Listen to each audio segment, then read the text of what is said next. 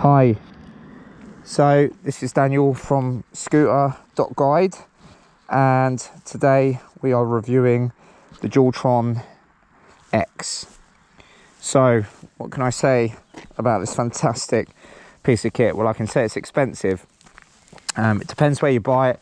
It used to be £5,000. I think in some places now you can get it for £4,500. You don't really see these come up secondhand. Probably for good reason. You know, if someone's going to spend that kind of money on it, they're going to keep it. So first of all, what an amazing scooter. Now, I was going to say beautiful. I actually do not think that this is as good looking as the Thunder or the Ultra. I think the thing that's off-putting about this is I don't like the chrome wheel covers. I actually think they're to deflect air, to cool the motors down. What I also don't like is I don't like the rear lights and that box section of frame. It's very square. It's not sexy. It's not sexy there. You know, the Thunder is rounded, curved, so is the Ultra. But the front is a better story. I mean, you know, when we look at this thing, it certainly looks impressive. I mean, some of the things, obviously, most of the Dualtrons rely on just deck lighting alone, whereas the X has this very, very stylish front spotlight, and the beam pattern on this goes a long way. You can easily ride this at night, so the lighting on this is very good.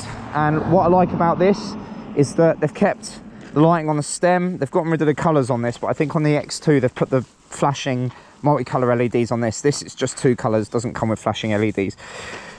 So construction, well, what can I say? This has to be one of the beefiest electric scooters I've ever seen. It's not as long as the 011X, but in terms of frame size and rigidity, this is by far the superior scooter. Now you'll see here that we've got motorcycle style front suspension and rear suspension, and these are full-on motorcycle style shocks, and you've got adjustments so you can adjust how much dampening there is, which is great, and it's easy to do. It's easy to set it up. To be honest, even on the lowest setting, it's still quite soft. But I mean, from a comfort perspective, it's absolutely fantastic. Not entirely impressed by this. It could have maybe been routed in a bit of a different way. I think it just sticking out like this isn't overly attractive, especially since it's a bit wonky. You got your front bar, so if you want to mount on some additional lights, not that you'd need to, you've got a bottom bar, you've got a top bar. Now, in terms of practicality, I mean, you're not going to carry this thing around. It's far, far too heavy. You can fold it. Obviously, you just undo this, unscrew it, fold the handlebars down, but there's no mechanism to latch this to that. So once you fold it down, you can't lift it up. But you're not going to carry it. Even if you could fold it down and latch it, you're not going to carry it. It's 53 kilos. It's heavy. It's very heavy. And it's big. You know, just trying to get it into the car is near on impossible. I mean, you know, we've got a big family car. Now, the thing that they've done really well is obviously the way that they've sort of integrated the back part of the frame to mount the suspension to, means that you've actually got a good amount of travel front and back. And because you've got 13-inch wheels, what that means is that it absorbs a lot of the potholes and uneven road surfaces a lot better than scooters with, you know, 10-inch wheels or even 11-inch wheels. I really don't like this. I think this is a bit ugly, the way it just comes over. It's not really styled. It's a bit sort of old school electric scooter, you know, where you had covered half the wheel. You got standard 160mm rotors, again, nut brakes. I think they're pretty much standard on all Dualtrons. And you got the deck. Now, the deck, wide, fantastic. Length, too short, just too short. What you find yourself doing more often than not is when you put your feet on here, half the time you end up putting it here or between this gap, and you've got your foot there, you can feel the suspension travel whilst you're on it. Steering damper is standard on this. My one actually has come off a couple of times, which wasn't overly happy about, but I'm not sure I'm not sure, maybe it just hadn't been set up correctly at the factory, I don't know. I've since unscrewed that and put it back on, and it hasn't come off since, so perhaps it was just an oversight. But you've got adjustable steering dampening on here, so you can stiffen it up, you can lighten it, which is great, and this really does make a difference. It really does. So with the 13-inch wheels and the steering damper and the long travel suspension, this is by far the most comfortable scooter to ride. It's absolutely phenomenal. So you've got the standard GX16 ports. What's different about this as well, you've got the 2-pin port. You can charge the stem battery from here or from here, and then on the other side you've got the 2 GX16 ports. So you can either use 2 standard Dualtron chargers, or you can use a single standard charger. I think you can charge at 6 to 8 amps, something like that on this. Other than that, I mean, it's got wide wheels, very wide wheels. We're going to take it for a spin. So in the time that I've had it, top speed I think is around 60 to 65 miles per hour on a downhill run. I'm just going to bring this up a little bit. Some other things, you can charge it.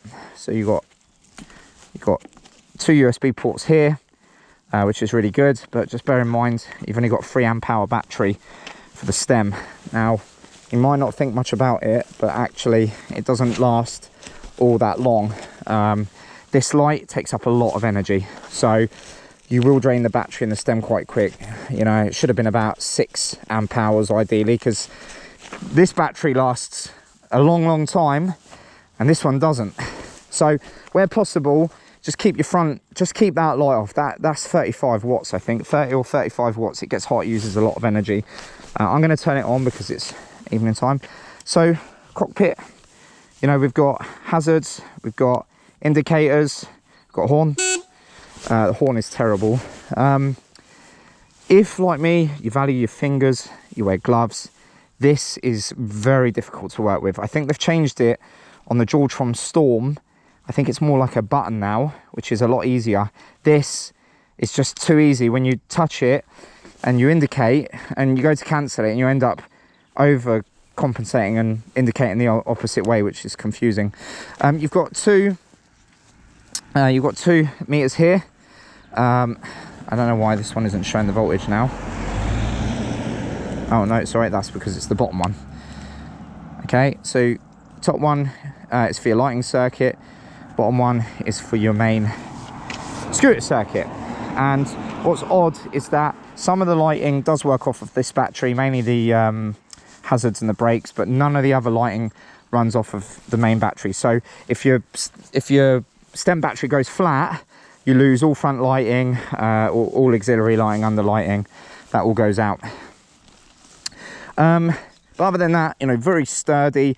I have a bit of play. I'm not entirely sure why. This side here, there's play, but this side, not really. So again, I'm not entirely sure what's going on here. Oh, and obviously the kickstand on this is much better than the standard one on the Thunder. So on this, they've gotten rid of the single and dual motor mode. That's probably because of the weight of the scooter, weight of the battery and the motors and everything. They didn't want to put a single motor in a position where it has to obviously shift your weight and the scooter's weight. So other than that, I mean, there isn't really a lot to change. So it's just a single motor mode. You've obviously got the old school EY3 here, so standard 3 motor mode. So acceleration is very quick. You can see here, acceleration is very quick. You know, the brakes are very good. They're not as sharp as the Thunder or the Ultra 2 or the Storm, but they are, you know, you've got to use a bit more pressure, but again, that's probably just, you know, down to the weight. But yeah, other than that, and you've got your standard regenerative braking, and again, I think you probably want to turn it down on these to protect your controllers, because I think they're running dual 40 amp controllers. you know, which probably get very hot.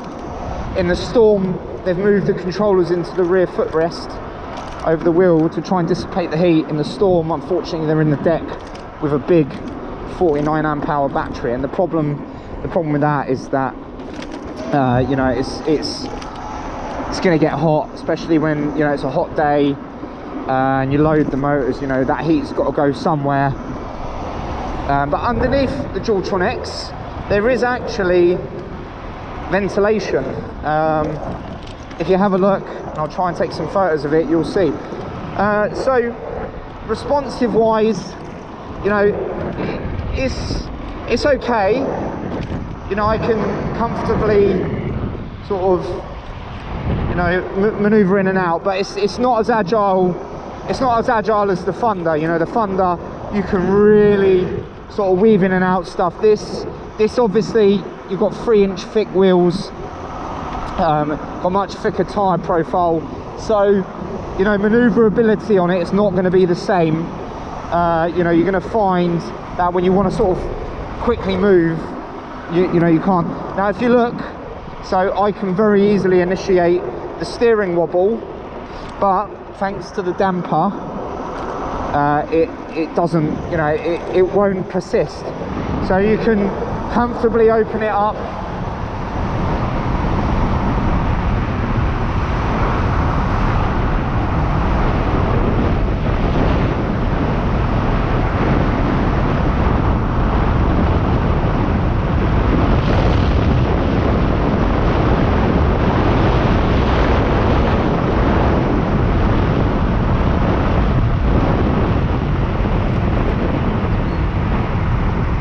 So, you know, it's a very, very capable scooter. Now I've put the GPS on here because if you put anything on YouTube with the speedometer on any scooter, you're always going to get people highlight the fact that speedometers on scooters just are not accurate. I don't think the speedometer on the X is too far out. Generally it's within 2 or 3 miles per hour of the GPS, which is pretty accurate. The 11X was terrible, that was way out. To be honest, anything with an EY3 and the correct wheel settings is going to be a lot more accurate than the cheaper Chinese LCD, because the thing is with the cheaper Chinese LCD displays like you get on the 11X, you know, they're just really bad. They're not accurate. Can't use the battery reading on it because that's not accurate. So, range. Now, this scooter has a range that